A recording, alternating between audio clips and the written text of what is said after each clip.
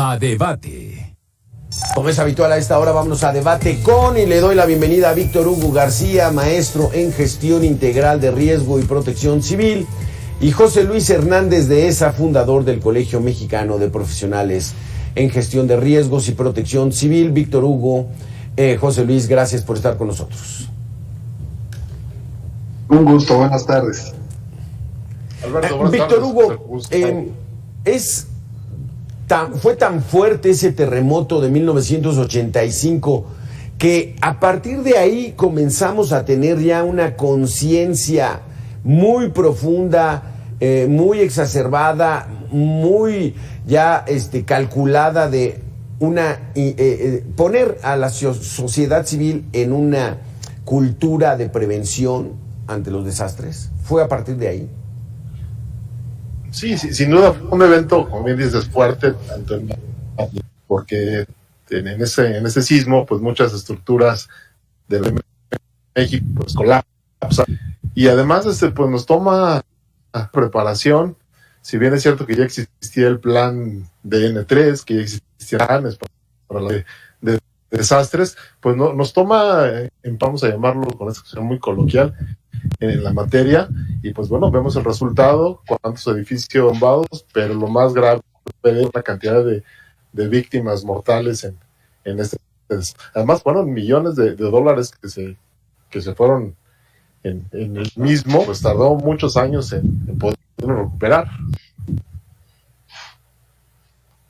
José Luis, la cifra de muertos, recuerdo el presidente Miguel de la Madrid y el gobierno federal de aquel entonces establecieron como en 5,000 el número de muertos en la Ciudad de México por el terremoto del 19 de septiembre a las 7 de la mañana con 19 minutos. Pero otros dicen que la cifra fue mucho más grande, ¿no? Sí, por supuesto que la evaluación que se hizo en ese entonces trató de alguna manera de minimizar la catástrofe. Algunos estudios posteriores, o sea, evaluaciones posteriores, hechas por algunas instituciones, demostraron que podían haber llegado a ser hasta unas 17 o 18 mil personas que hubieran perdido la vida. Últimos ajustes que hizo la Dirección del Registro Civil de la Ciudad de México, en la cual, por medio de la moderna digitalización que se ha hecho de todas las actas de defunción, se calcula que tan solo en la Ciudad de México pudieron haber llegado a ser 14,000. No pudieron. El número arroja cerca de 14,000 víctimas, a las que habría que sumar las otras víctimas en el interior del país. Sin embargo, pensamos que puede andarse redondeando en los 15,000 ciudadanos que perdieron la vida en aquel funesto 19 y unos otros el 20 de septiembre de 1985. Esa es una cifra más aproximada y más real. Sí, es cierto, porque en aquel entonces no existía, Víctor Hugo, la alerta sísmica, tal como la conocemos. O sea, en 1985 no tiene mucho. Ahí empezó a temblar y conforme uno lo iba sintiendo, decías, no, pues ahorita pasa. Y en aquel entonces sí estuvo muy fuerte, Tlatelolco, ¿no? Se cayó un edificio, 2 de sus 3 módulos se cayeron, murió muchísimas personas, todo el centro histórico, la Roma, la Condesa, en fin, hasta la colonia Bondojito, más al norte, cerca de la villa, en fin, una situación que ya empezó a establecer que los científicos empezaran a trabajar en esta alerta sísmica. De entonces para acá, ¿cómo nos encontramos ante esta herramienta? Al día de hoy, 19 entidades federativas reciben la señal de alertamiento temprano con el caso del sismo. 12 más reciben alertas de ciclones tropicales.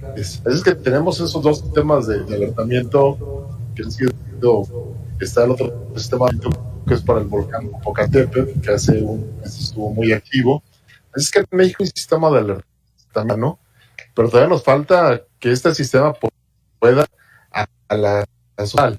O sea, muchas veces, bien al inicio de la entrevista, los estados van a activar el sistema de alertamiento. ¿Cuántos tienen sus propios altavoces para producir esta alerta sísmica? Y en otros tantos, pues van a ser ustedes de los medios de comunicación los que replican esta alerta. Quiere decir que el estado pues no ha cubierto en su totalidad las zonas de poblacionales para que se escuche este sistema de alerta temprana, y propuestas pues de poder inclusive tener esos mecanismos pero hoy en día no existe una señal oficial en el celular.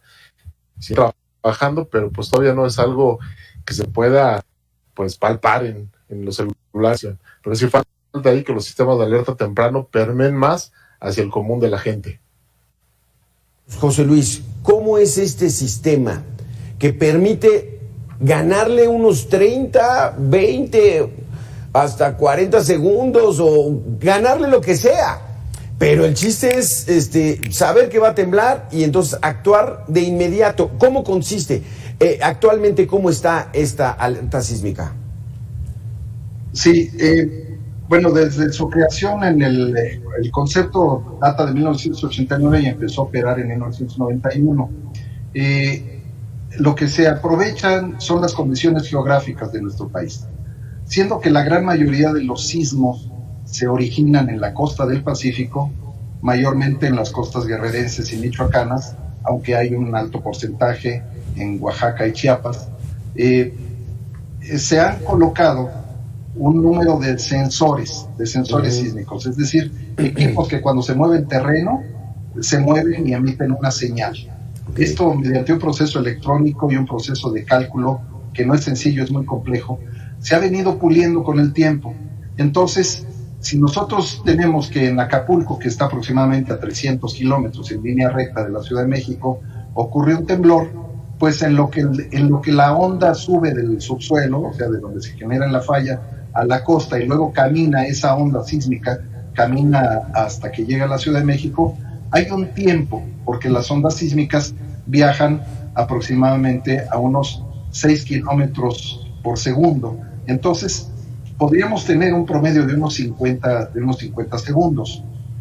Sin embargo, no es en la realidad lo que ocurre, porque las ondas sísmicas se amortiguan, tienen una serie de transformaciones a lo largo de su camino y pueden recortar el tiempo. Además, el tiempo que se requiere de cálculo, aunque se tienen computadoras de muy alto nivel, se requiere de información para decir que el sismo es fuerte y que se active el sistema de alertamiento sísmico. Pero es una de las ventajas que tenemos como país. Las alertas sísmicas empezaron hace ya muchos años a originarse en Turquía. Curiosamente y paradójicamente también, es un país muy afectado en el último año por los sismos, pero no tienen tanta frecuencia. Sin embargo, quedó ahí la idea primitiva de cómo podía funcionar un sistema de alertamiento sísmico desarrollado en México por técnicos y especialistas mexicanos, y hoy tenemos pues una excelente respuesta. El único problema es que cuando los sismos son muy cercanos, como fue el último del año 2017, no tenemos tiempo, porque de aquí a que inicia el proceso de las señales sísmicas, pues ya llegó el temblor. Exacto. Y entonces se le da el nombre de alertamiento negativo, es decir, primero tembló y después recibimos la alerta. Pero bueno, es debido a la cercanía con la Ciudad de México. De eso queremos que platiquemos. Platicamos en un momentito, José Luis. Hacia allá íbamos, entonces. Sí, no. Primero entenderle que están en las costas de Michoacán, de Guerrero, de Oaxaca, y eso sí da tiempo para tener hasta 50 segundos de alerta para la gente de la Ciudad de México, del centro del país. Pero cuando son más cerca, allá ya no hay posibilidad. Regresamos en 2 minutos, Víctor Hugo, José Luis, con este interesante tema.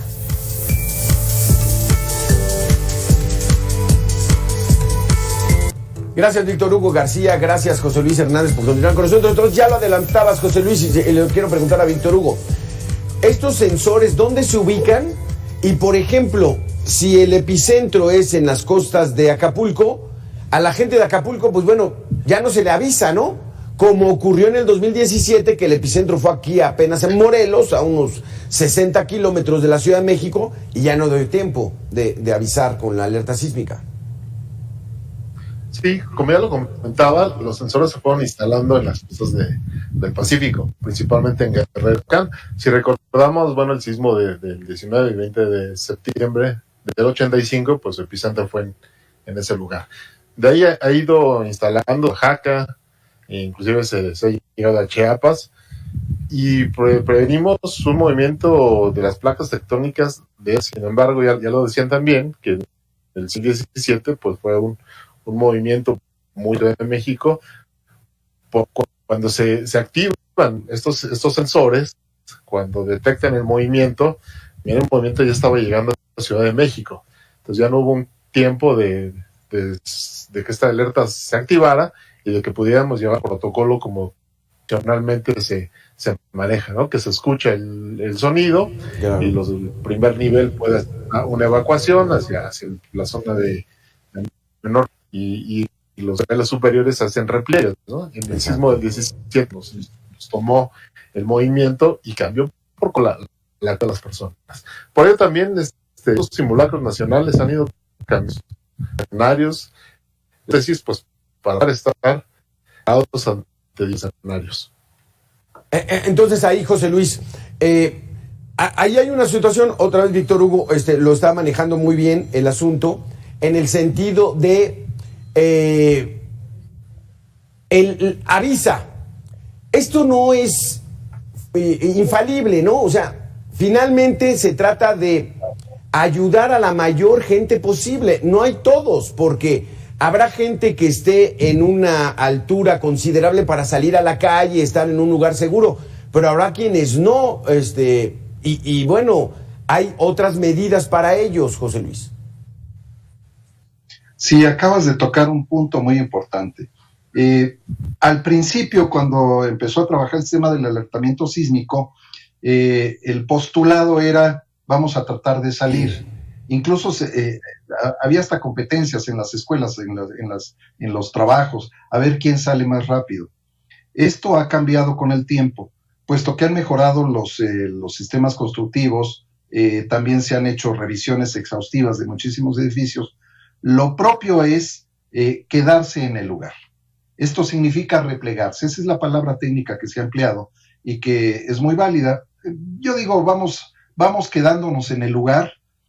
Podemos hacer la evacuación, hagámosla. Nada más que no hay que olvidar un tema que es sumamente importante. Está temblando adentro, pero también está temblando afuera. Entonces, esto se indica en los procedimientos dentro de los programas internos de protección civil o dentro de los planes de emergencia de los lugares donde estamos. Lo recomendable siempre será, y así va a seguir siendo conforme vayan mejorando las condiciones de la vulnerabilidad física de nuestro país, será quedarse, replegarnos, porque es más fácil estar protegidos de esa manera. Cuando tenemos un sistema de alertamiento que nos da suficiente tiempo, pues adelante, nada más que eso no lo sabemos, porque puede sonar el alertamiento y en ese momento estar sintiendo el sismo, o puede darnos hasta cerca de minuto y medio, como ocurrió en el sismo de Oaxaca, unos días antes, del istmo de Tehuantepec, unos días antes del sismo del 19 de septiembre del 2017. Sí. Entonces salimos, nos dimos cuenta y ya después empezamos a sentir los efectos del temblor. Sin embargo, lo que hay que hacer es entrarle a esos protocolos, hacer lo que esté indicado por los especialistas de protección civil en los lugares donde trabajamos. Las escuelas tienen ya procedimientos muy bien organizados, y quiero decir casi todas. Todavía me he encontrado por ahí con algunas escuelas que sigue siendo la competencia de ver quién sale más rápido, pero bueno, es una labor que hay que seguir, y que eso se llama educación en la prevención. Y aquí, Víctor Hugo, pues bueno, finalmente la alerta sísmica ha salvado vidas. Quizás sea muy difícil, ¿no?, esquematizarlo y hacer el estimado preciso, pero pues de que ha salvado vidas, ha salvado vidas. No todas como quisiéramos ante una medida de esta magnitud, pero sí ha salvado vidas. Sí, por supuesto. Y aquí viene, hermano, con estos sistemas constructivos. O sea, son más resistentes, son sismos. Se llevan a cabo estudios a estas destrucciones a través de exámenes estructurales, y con eso pues vamos dando esa para que pueda reducirse sobre el movimiento del. Si sumamos edificios más seguros, sumamos que tenemos más alerta que nos permite actuar en caso de sismo, porque sabemos de sismo, entonces vamos a tener un resultado mucho mejor el que tuvimos en el 80. Lamentablemente, pues se dieron muchos daños, muchas pérdidas de vidas, pero eso nos ha enseñado que tenemos que corregir la vulnerabilidad física del inmueble, disminuirla y contar con un sistema de alerta temprano, sumando los planes de emergencia, sumando los internos de protección civil, y con eso vamos pues procurando una mejor salvaguarda de nuestra integridad. Sí, porque José Luis, porque ya de 1985 para acá, pues ya vamos a cumplir casi los 40 años, y ya al menos aquí en la Ciudad de México y en la zona conurbada y en zonas donde tiembla fuerte, ya la gente casi reacciona de manera inmediata al escuchar la alerta sísmica o el aviso de que va a temblar. ¿Qué es lo básico? ¿Qué es lo básico que hay que hacer en esos momentos que puede ocurrir en cualquier instante del día?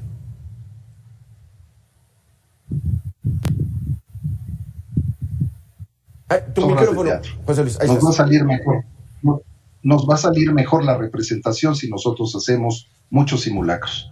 Esto, lo que hay que hacer es lo más complicado para cualquier ser humano, que es conservar la calma.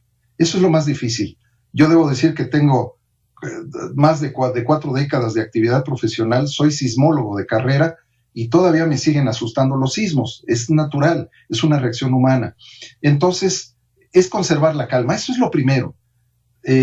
Y tratar de ayudar a la gente que no puede conservarla para tomar acciones de inmediato. Es decir, hay que replegarnos cuando podamos salir, que sepamos que es seguro salir, hagámoslo. Si no, quedémonos replegados y esperemos escuchar las instrucciones. Si estamos en el hogar, pues ya sabemos cuáles son los mejores lugares de nuestra casa. Y si no, pues tendremos que preguntarlo a las autoridades de protección civil municipales, de las alcaldías, etcétera, para que nos hagan la revisión, o a las instituciones también. Podemos hacer revisiones de manera gratuita. Muchos en el Colegio de Protección Civil lo hacemos, en las instituciones universitarias podemos hacer ese tipo de revisiones para que sepan los ciudadanos dónde hay que permanecer después del aviso, si es que logramos percibir el aviso de los sistemas de alertamiento.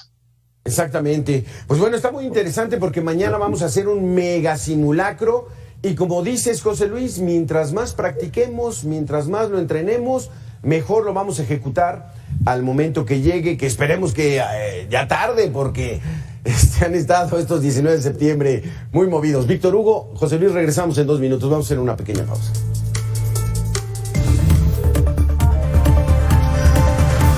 Terremotos, huracanes, inundaciones, deslaves y hasta erupciones volcánicas. Es cierto que parecemos indefensos ante la fuerza de la naturaleza. Los ríos encontrarán su cauce y los vientos moverán nubes sobre montañas en cada temporada de lluvias. Eso ya lo sabemos, es cíclico. Lo que no debería repetirse cada año son los desastres por estos fenómenos naturales. Para empezar, los gobiernos deberían atender las alertas de riesgo y tomar medidas definitivas en consecuencia. Escatimar en atlas de riesgo o medidas de prevención son actos suicidas. También es cierto que somos presa fácil de los fenómenos que no podemos anticipar, pero las experiencias nos han dejado lecciones de lo que no debemos hacer ni permitir. En zonas sísmicas deberían estar sepultadas las prácticas homicidas de construir sin respetar las reglas, En México, la corrupción ha costado vidas. No seamos cómplices ni guardemos silencio ante actos que nos pongan en riesgo. Que cada integrante de la familia sepa qué hacer en caso de emergencia. Tanto en casos reales como en simulacros, cada segundo cuenta.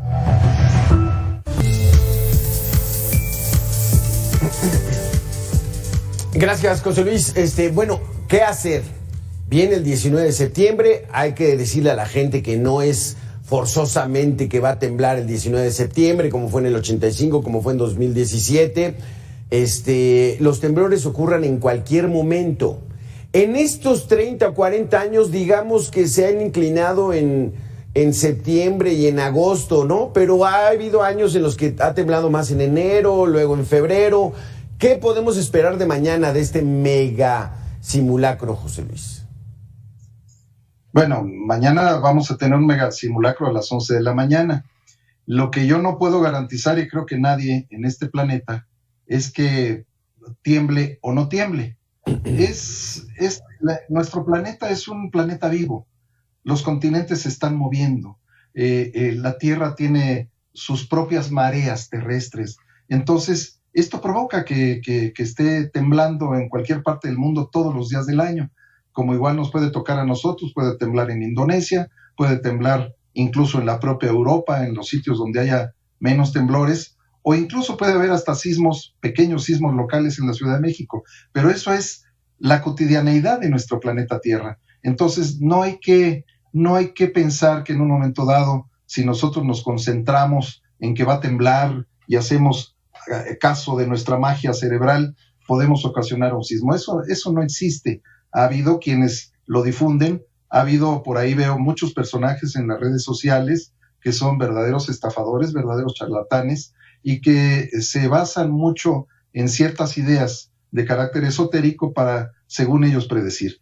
Esto, la ciencia moderna, en este momento, ni en el Geological Survey, ni en la Asociación Europea de Geofísicos, ni en el Sismológico Mexicano, en ninguna parte de Sudamérica se pueden predecir los sismos. Eso no es posible. Así es que lo que debemos hacer es prestar muchísima atención a nuestro simulacro, porque eso es definitivamente, cuando se presente, como ocurrió en el 2017, sí se van a salvar muchas vidas. Yo estoy seguro que el ejercicio del 2017, que se efectuó a las 11 de la mañana, ayudó a salvar muchas vidas, de eso estoy totalmente seguro, durante el fenómeno que se presentó un poco después de la 1 de la tarde. Sí, porque ahí fue esa situación, Víctor Hugo, a las 11 de la mañana el megasimulacro, y luego a la 1 de la tarde el temblor de adeveras, que ya no sabían mucha gente si era cierto o no, qué situación, pero puede temblar en cualquier momento, a cualquier hora, y lo que hay que estar es siempre prevenidos, Víctor Hugo. Sí, se puede temblar, estamos ahorita charlando y la alerta sísmica se activa, ¿no? En cualquier día, cualquier hora puede ocurrir.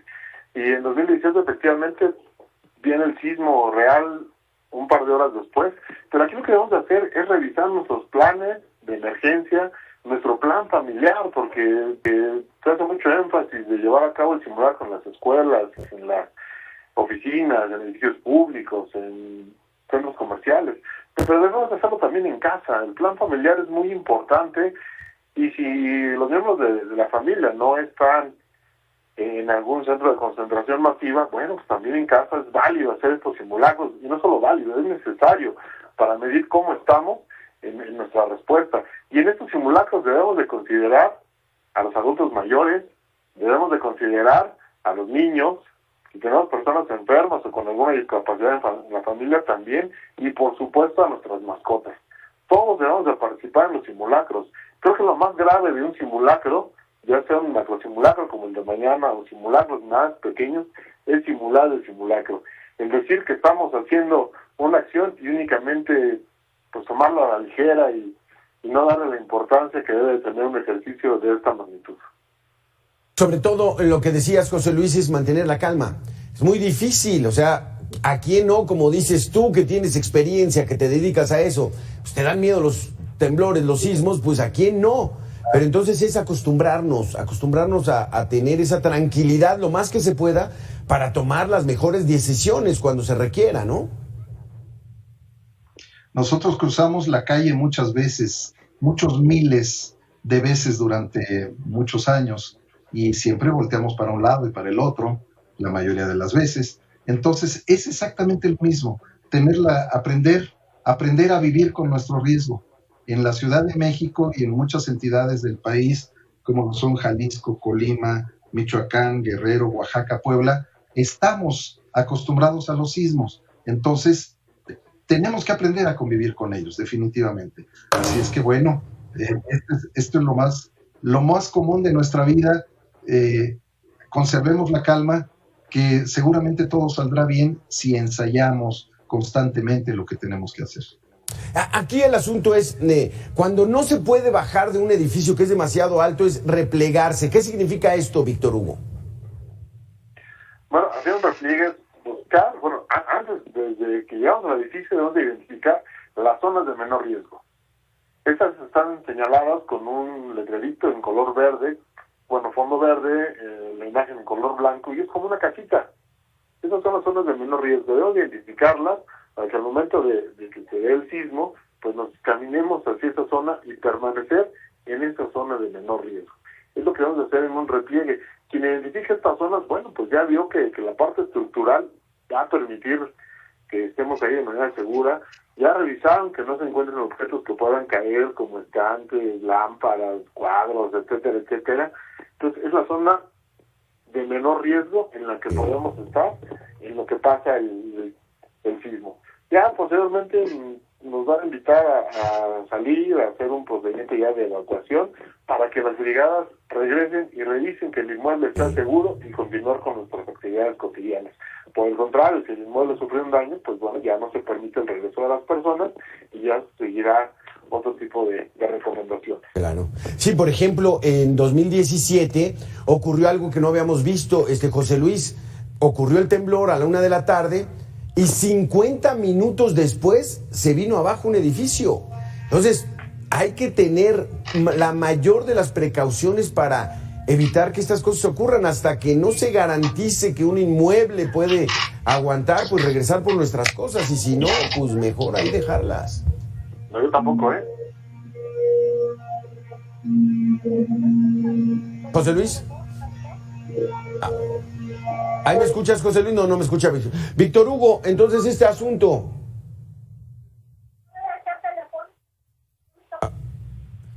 Víctor Hugo, entonces este asunto, un edificio ahí en la colonia Roma se colapsó 50 minutos después de ocurrido el sismo y hubo gente, y estuvo gente que incluso pues regresó a recuperar sus cosas, pero es que no sabemos ante el embate de la naturaleza, no sabemos, pero lo que sí hay es que estar muy conscientes.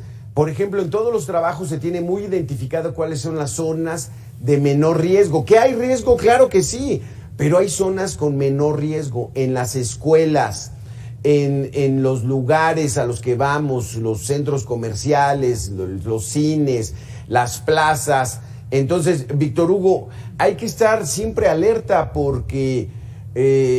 sobre todo acostumbrarnos a eso, y que últimamente hay muchos lugares donde va uno a un evento, a una conferencia, hay protocolo de protección civil para decirle a la gente dónde están las puertas de salida, por dónde hay que caminar, cuál es la zona de menor riesgo. Eso hay que aumentarlo, ¿no, Víctor Hugo?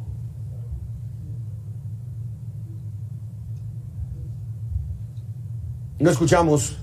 Precisamente, ¿cuáles son esas salidas de emergencia? Bueno, primero la ruta, la salida, pero tenemos que llevarlo también a eventos que son más de menor cantidad de personas, no solamente eventos tan grandes, y debemos también implementarlo en plazas comerciales, pero además esta parte le corresponde al organizador, pero nosotros como ciudadanía también debemos de revisar cuando llegamos a un lugar esta señalética, esta señalización, pues para identificar las rutas de evacuación, salidas de emergencia, en este caso del sismo, las zonas de menor riesgo y en donde podamos estar seguros en lo que pasa el sismo.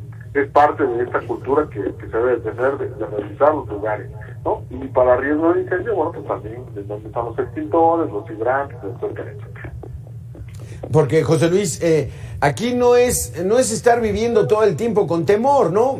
Creyendo que en cualquier momento llegar a ver dónde es la protección civil, cuáles son las salidas de emergencia, sino estar consciente de que debemos estar prevenidos y pues mejor, ¿no? Eso puede salvarnos la vida. Así es, se convierte en una costumbre, ya toda vez, yo lo he experimentado mucho con amigos, con el público en general en los sitios a donde voy, que escucho uno los comentarios, mira, aquí está la salida de emergencia, acá están los extintores, se va convirtiendo en una sana costumbre, así como nos fijamos en la ropa que trae una chica, un chico, pues también debemos fijarnos en cómo están distribuidas las señales y dónde están los extintores, los hidrantes, etcétera, y eso finalmente es el tema que nos va a ayudar a salvar nuestra propia vida, así es. Y tenerlo consciente, ¿verdad, Víctor Hugo? Porque incluso cuando vamos al avión, pues bueno, las azafatas empiezan a explicar cómo está todo el asunto y ya mucha gente dice, ay, pues eso ya no le hago caso. Hay que hacerle caso, uno nunca sabe. Y uno nunca sabe si esas medidas nos van a salvar la vida.